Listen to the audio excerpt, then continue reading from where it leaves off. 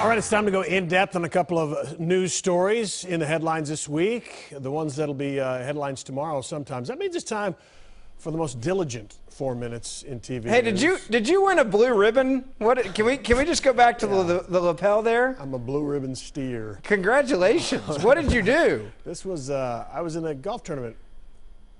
Pros for the cure. Yeah. And it was prostate cancer. Well done. Pros for cure. So it was. So anyone that says you're not a nice guy, look at the ribbon, for goodness sakes. Well, that's my story. I don't think that'll help. Anyway, if they think I'm not a nice guy, that's the way it goes. Hey, a couple of weeks back, I'm going to take you in time. We're going to play a bit of you. A couple of weeks back, you became the first really conservative voice in North Texas to say Susan Hawk needed to go. Let's go back to that moment. Let's listen. Republican Dallas District Attorney who's out of office, drug rehab before the election, mental health rehab and therapy now. And I got the sense you wanted to suggest she step down. Did I misread your thoughts? I absolutely think she should step down, and it's for one main reason. It's for not being transparent early on. Okay, I got to admit I'm a little confused about, we should go, look at me over here 3 weeks ago. Anyway, that was confusing. Sorry to our home viewers. But you said she should step down because of lack of transparency and other things. All right, since then, we've got the woman fired by Hawk, Cindy Stormer, suing her for removal, from office today. Stormer and her attorney kind of adding on allegations that Susan Hawk uses recreational drugs. Yeah. This is feeling... Look, I don't know how this feels to you. How does this feel to you? It feels like a classic pathetic attack by many Democrats who are just trying to score political points. If you want to look at this from the perspective I gave earlier, which was I don't feel like the community is best served by a DA that is having this many issues personally, and you got to worry about, is she going to handle my case if I'm a victim correctly and with care and also with focus.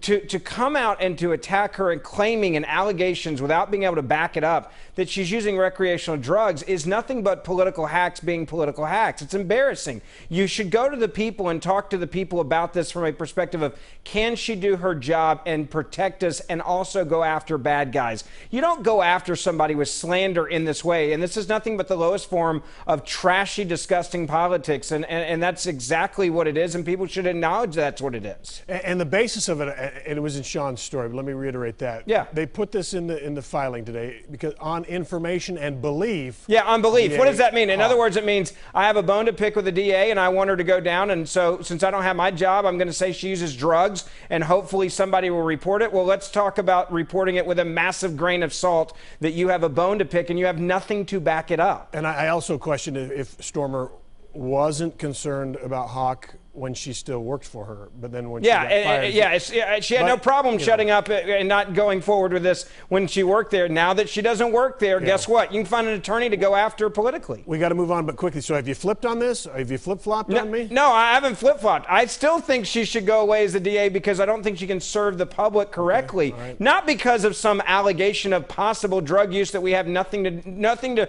substantiate it or back it up. All right. Ahmed Mohammed, teenager who made the clock, suspended. Astronomy night tonight at the White House. Yeah, did you notice the White House, there was no clock there tonight?